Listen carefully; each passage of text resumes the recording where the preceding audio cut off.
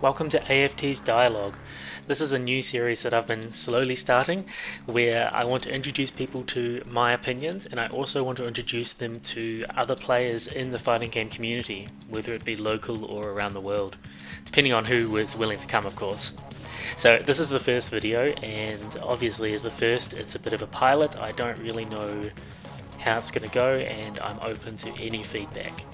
Also, because it's a pilot, I decided I'm going to introduce you all to myself, AFriendlyTree. So I've got a couple of different sections we're going to go through today, and hopefully you guys will enjoy learning a little bit about me as a person and as a player. So the first section we've got is called Origins, and it's where I really introduce myself. So hi everyone, my name is Nick, or I go by the gamer tag AFriendlyTree. I'm from Christchurch, New Zealand, but currently I'm living in Melbourne, Australia. I started playing fighting games at a pretty young age, so I could say from very early on I was drawn to different fighting games such as Clay Fighters. There was like a DC Justice League game I remember playing on the Sega, and when I finally got a PlayStation I got Tekken 2 was my first game that I ever owned. I then, as a bit of a strange game, I learned a bit more about the inputs and the mechanics from Dragon Ball GT Final Bout, which is a game that I got imported from America quite a while back, and my sister's boyfriend actually helped me understand the mechanics of a half circle forwards and things like that, so I learned how to do that for the special moves. And then I remember I got Tekken Tag Tournament 1 for Christmas. It had just come out, and I was very excited, and I played that game to death from Christmas Day even. And then it became a bit of a tradition that every year my cousin and I would be playing Tekken Tag Tournament 1 even well beyond it coming out. So I learned a lot of combos, I learned a lot about the game, and I learned pretty much the whole move list of every character in Tekken Tag Tournament 1. But I didn't really get into Tekken or competitive fighting games so much until about 2004, which is when it was before Tekken 5.0 came out on console, but it was at the arcades.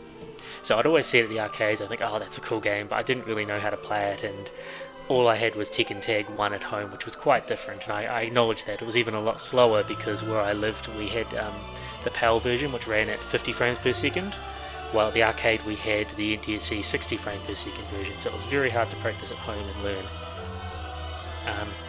A friend of mine at high school, it was my first year of high school, we sort of became friends over the game, or it was how we became better friends, and we learned a lot about it. So that friend of mine stayed. He no longer plays the game, but we together learned a lot about the game, and he helped me understand a lot of the earlier game mechanics and how the game really functions, so I really appreciated that.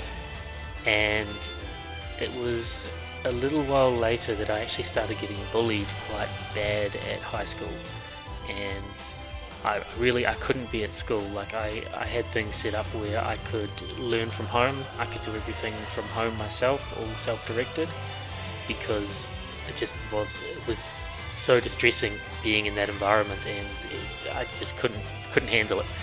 So it was actually my school counsellor that told me, find something to distract yourself, find something that can take your mind off all these stresses or the abuse you're getting, I guess. So Tekken 5 was out by this time on the PlayStation 2 of course, and I sunk a lot of time into that game, a lot of time. I learned every single character to an extent. I spent a lot of time on the Tekken Zaibatsu forums reading and learning, and I just got a good understanding of the game. Most of it's gone now, for Tekken 5 at least, but that's where I really started. And then I entered a tournament. I started entering tournaments at the arcade around this time too, and I remember the first time I entered I accidentally picked Raven, and I didn't know anything about Raven. I got absolutely destroyed. I shifted from character to character for a while, so I actually started off being a Paul main, and then I went to Asuka, and then I jumped through a couple of characters before I actually settled on Nina. So that's sort of the start. I'll talk about that a little bit more in a moment. I have a few other interests as well as fighting games, believe it or not, but gaming is a big interest. I'm a physiotherapist, so just in my everyday life, exercise is a big part of things. Learning about, I guess, human anatomy and physiology is still an ongoing interest, and just best practices. I go for a lot of runs. I meet up with some friends every week, or I was before the COVID lockdown, where we'd do interval training, high intensity interval training, and then we'd go to I guess an Asian food market and would try different exotic foods. So I guess I've got a nice taste for food as well. I enjoy a lot of different foods, and it's something I want to keep up as soon as the world will let me again.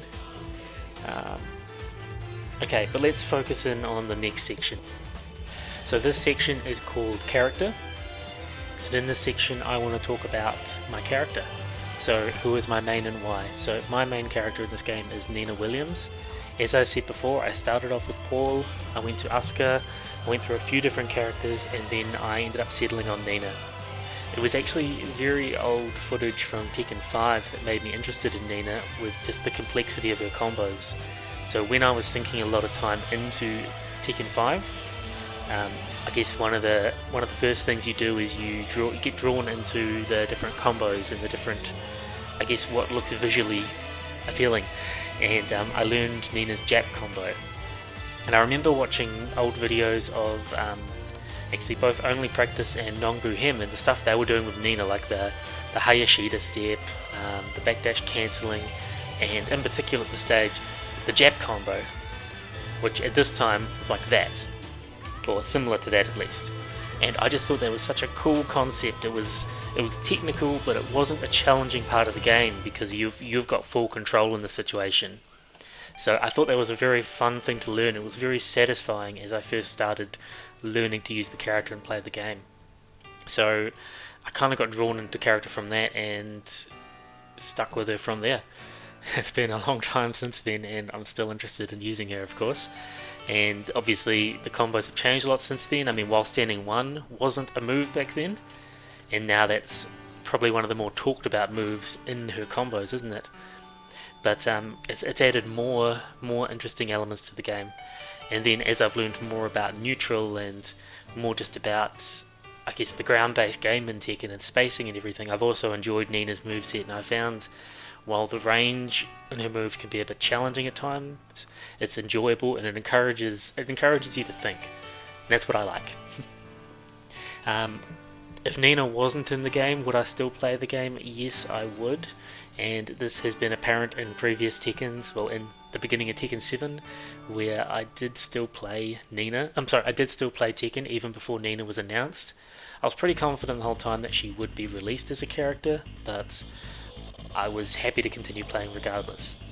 And who would I use? I actually I shifted through a few different characters, but during the time of Tekken 7's release, I was living in a pretty rural area, so I didn't have good internet. I didn't really have internet at all. I had mobile internet that would come and go in my house, so I didn't get to play online and verse people in Tekken Tag 2 really. And occasionally I'd go back to New Zealand to see family, and they had Tekken 7 at the arcade there, or I'd go through Brisbane, and a couple of times I met the players up in the Brisbane Tekken community, and I'd join and play some games with them for the hour or two I had between catching my flights. But I found that nobody in my communities was using Kazumi, so I actually picked up Kazumi and was using Kazumi for a long time back in earlier Tekken 7 before console release. So I don't know if I'd still be using her now if Nina wasn't in the game, but she was definitely a character that I picked up, and it was more just because she was kind of simple and very fundamental based at the time. She's very different now, but she still has all those strengths, obviously. I probably couldn't use her too well at the moment though. But to answer that, yes, if Nina wasn't in the game, I would still play the game, and there's a good chance I'd probably still use a female character, although it's not because they're a female character that I use them, it's just they're usually, I don't know, I think I've got that belief that the female characters are usually known to be sort of lower damage, but more about the evasion and sort of the precise hits, if you get what I mean. So I mean, Nina's an assassin, things like that, sort of supposed to be sort of directed, guided and specific, and that also comes out in the inputs a lot of the time, doesn't it? Don't get me wrong, there are a lot of male characters that do that too, and there are a lot of male characters that I play in the game and in other fighting games as well. What's my favourite move? Well, my favourite move with Nina is Shut Up, or STFU, called STFU affectionately in the forums, Shut the F Up, because the move in the move list is called Shut Up. So I think it's got a great animation. I love it, and if you compare it to her up forward 1, they're sort of like reverse of each other, which I think is quite cool. I also love just its properties, hitting on the ground. It used to be a normal hit launcher as well, which was nice, and it has lots of potential, and it flips them around. It looks cool, it does good damage, and it even wall splats from crazy ranges for what it is. So I really like that move for what it is. How do we go here? So you can see it's actually got really good. It's almost like a wall bounce in some ways, not quite. So yeah, that's my favourite move of Nina. My favourite combo, as I elaborated before, because it got me into using Nina initially, is the jab combo. The down forward 3-2, side step 1, down forward 3-2, side step 1, up forward 4, and then doing the while standing ones. Well, the while standing ones weren't part of it back then, of course, and you do like a down forward 1 or a jab or something. But I've liked how it's evolved. So you do the jab, you do the while standing ones as well. So my favourite combos definitely relate to the jab combo, even if they're not the most complex. It's just I've got that nostalgia around that combo. And what's my character's most irrelevant move? Well, I think most Nina players will agree. Back 1+2 does 32 damage. It gives some Oki, but the recovery is awful, really. 18 frame, god awful range. It just seems useless. It doesn't look. I don't think it looks cool either. So I just don't like that move. The only time I ever do it, and as someone else has recently said, when they do a 1+2 throw and it whiffs and you try and break the throw. That's when you use that move. Even as a wall break, it's kind of irrelevant because that does less damage and the recovery is so poor. And then against bigger characters, it's still inconsistent when you do the... it's still inconsistent. And because the recovery is so poor, you can't really get much off it unless you're doing it as a balcony break. So, don't like it. Don't like that move. That's okay. So this section is talking about the community. So, the fighting game community, I've been part of, well, I still am part of the New Zealand fighting game community and the Australian fighting game community. More specifically, I'm part of the Melbourne fighting game community. When I first started, the community was entirely within the arcades, so it would be the kind of situation of I'd go to the arcades after school. I'd get there about 3:45, 4 o'clock, and there'd always be players there.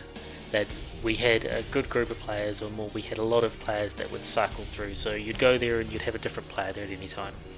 And you put the coins down. You might not necessarily talk to the person too much, but you just be like, hey, how's it going? And then when you're waiting to verse people, because we only had one setup most of the time. For a little while we had 3, but it was while they were in transit to other places. While you're waiting, you'd sort of talk to people and ask how their day's going, and you'd discuss tech. But it was much less accessible compared to how it is now, where things are online a lot more. Like the Tekken Zaibatsu forums were around when I was there, or when I started, but you didn't have all the resources there. There was a lot of sort of ums and ahs, and it was hard to test things. I mean, that once again comes to the improvements in practice mode and just the abilities to lab at home more easily. If you look at older practice modes, it's kind of hard to lab these sort of things, and you really just had to sort of learn it and test it in the heat of a match. So a lot of people will be like, this seems like a good option here, this is guaranteed, this Oki seems like it works, so on and so forth. So I think it's quite positive how it's changed now, and since I've moved to Melbourne, I've been able to join in the Melbourne fighting game community, which is diverse. It includes not only Tekken, but pretty much any fighting game you can think of. And before COVID, we would have at least monthly meetups, but we'd have, different events on every week held by different players and different people in the community, really trying to drive their passion, the passion that we all share for these games. So, it's changed a lot, and it's changed in a positive way. It's also a lot cheaper now, which is good. And I think it's a lot more inclusive. Like, there are a lot more rivalries at the arcade, and people would be, I guess, a lot more cutthroat or a lot less welcoming anyway. So I think it's been a very positive change compared to what it was in the past, and I hope it keeps going in this direction where we can all grow and enjoy the game together. There definitely have been some difficulties with online and offline, so while the offline scene has grown very positively, the online scene has too. I can't deny that, because there wasn't much of an online presence before. It was just talking in forums, but now we've got people streaming, we've got YouTube content, we've got tournaments happening online, we've got so many different things happening, and that's amazing. The difficulty is, I guess, there's still a lot of toxicity online. A lot of people are sharing their opinions, and it can be detrimental to others. There's issues where people, they're behind a mask, they're behind a facade when they're online. Just being behind a screen, it feels like there's no consequences for their actions, but even if they can't see the consequences, they could be very negatively impacting another person's life. And I think it's important that we try and act the same online as we would offline. So you don't want to be bad-mouthing people. You don't want to be saying anything that you wouldn't say to them anyway. And obviously I'm all about positivity, I'm all about kindness and accepting people into the community, so I'd rather less negativity and more positivity. And sometimes it's a bit hard to approach some of the forums or some of the comments, not on my channel, you guys are great, but it's a bit hard to see all these negative comments and this backlash that people have just based on people trying to play and enjoy the game. And remember, you're allowed to be frustrated with the game, but don't make it personal. I think that's where we're definitely having a big struggle at the moment. People do it offline too, and I've seen these frustrations. I've seen people, say very bad things or even physical actions offline, which is not great, but at least there's more consequences. At least people don't get away with it offline. So yeah, I hope we keep growing both the online and offline community, and it's incredible what some of the players in my area are doing to help grow this community, even during COVID. I hope to get some of them on these videos at some point in the future. Rivalries. I don't know if I really have a rivalry with any player in particular right now, because I sort of feel like I'm an in-between in the community, if that makes sense. Like, I've been playing the game for such a long time and I'm welcomed into it, of course, but I'm not one to start trouble. I'm not one to generate a rivalry, and I'm not a new gen or an old gen, because I'm an old gen from a different community who's come in. So there isn't really anyone who sort of started the same time as me in that regard. So I haven't started off in this community with a rivalry, but obviously in the past I had my rivalries with my friends who I learned the game with initially, but they don't play as much anymore. So I guess I'm a freelance Tekken player looking for a rival. Alright, now we're going to go into the trivia section. So, buff one move, nerf another. I think any of you that know me will know that I want Ivory Cutter buffed. So one, I want it to do more than 4 damage on the first hit, even if it's distributed differently, just so it does more damage on counter hit.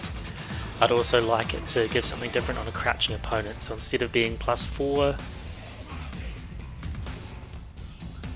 make it something more on the crouching opponent. Something like +13, like other moves, so you get like a down forward 1-2 would be nice. Even just +12, so you get a down forward 4. It's not a big ask, I don't think, compared to what other characters have. But that's the buff I'd want. Nerf a move.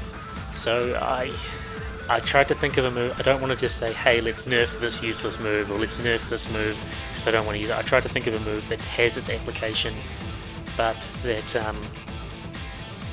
I want nerfed, or that I would be okay with being nerfed while still being a key part. And I was thinking her down 3-2. So it is a counter hit launcher still, 16 frame. It's risky, but it's only -13. I think it would be fine if that were -14 or -15. Preferably -14, because if you compare it to Laws, which is a frame faster but special mid into high, it would still kind of balance it, but -14 would make it a lot riskier in a lot of matchups. So I think that's my buff one, nerf one. Name a character that should be added and one that should be removed. So let's go to character select and let's have a look. This is going to be a controversial topic regardless of what I say, isn't it? So a character that should be added and a character that should be removed. So I mean, I don't like the idea of guest characters generally. So my removal is probably going to be a guest character. Maybe I should exclude them from the list because I think my opinion on that's very well established. So a character that should be added, hands down, Mokujin. I always want Mokujin. I think he's a very fun character to use in the game. He makes streams much more exciting, he makes challenges more fun, and he helps just build up your general character knowledge. So I think he'd be a great character to use even if it's not for a competitive benefit. Character that should be removed, well, ignoring balance, so not going based on characters being too OP or anything. I think obviously we should only have Kuma and Panda as one slot. Who should be removed?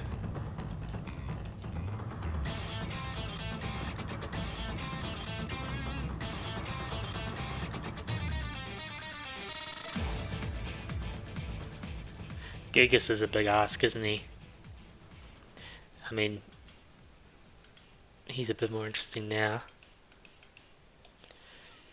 Yeah, I'm going to have to go with Gigas. I think his character design is boring. They could have done something interesting with his story, but at the moment Gigas and Katarina are both only in the game because their stories overlap. So both of them seem kind of irrelevant to me. Gigas' playstyle doesn't really excite me much, and he has some interesting stuff, I guess, but overall I think he's a bit of a bland design that doesn't really excite anybody, and he's almost just been turned into a bit of a joke by most people, hasn't he? So I'd say Gigas could be removed and add Mokujin. Yeah, that's my final take if I'm not talking about guest characters. Best stage and best music. Alright, so stage wise, oh god, I got mods on. Let's ignore the mods. Stage wise, I actually think what's it called? Mystical Forest in Tekken 2. And I really like Mystical Forest just because I remember when Tekken 6 first... I said Tekken 2 then. When Tekken 6 first came out. Mystical Forest in Tekken 6. Because I remember when Tekken 6 first came out, I was blown away by the graphics. And I remember seeing in the forest and thinking, man, this is spectacular. This looks incredible. And like, it looked like the characters got wet by the water. And oh, it was just amazing. Music, I quite like the remix of Jin's theme that they used in Tekken Tag 2. I'll probably put that up there, but there are some pretty good songs in older Tekken games. If we're going based on Tekken 7 though,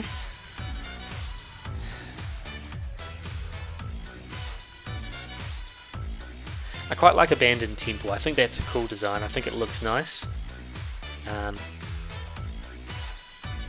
probably be my favourite stage of the Tekken ones.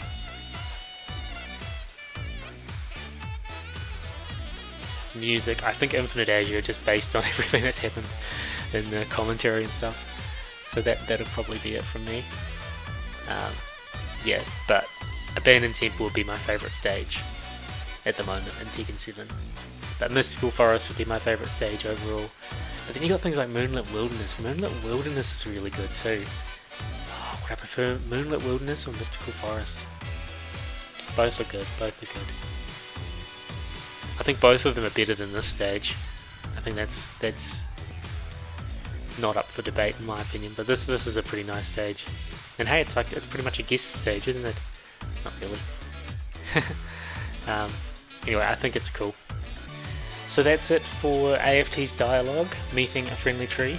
I hope you guys have enjoyed this video. Like I said, it's the first in the series like this of just introducing a player and learning about a player, and obviously I've just done myself for this first time. Generally up the top there I'd have a picture or a video of the other person and a picture of their main character, and would have them talking, so it'll be a bit slower as we go through things and maybe demonstrate a few things, or I try and demonstrate a few things on the game, but in general this is the format that I'll try and have. It's early days, I'm trying to figure out the best way to do it, so what do you guys think? Please comment and let me know. Do you think I should have these videos done live, or do you think I should have them done in the manner of this? If I do them live, I guess we could have a comment section going along and people can ask questions, and we could have a Q&A part, but other than that, it'll probably go smoother without it being live. I'm happy to try either. I'm happy to do what people enjoy, so we'll see.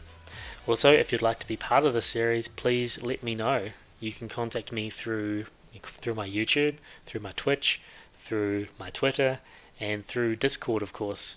So AFriendlyTree is my name everywhere. You can catch me through those. Anyway, I hope you guys like the series. I hope you've learned a bit about me and a bit about my interests, both in and out of the game. Take care. See you next time.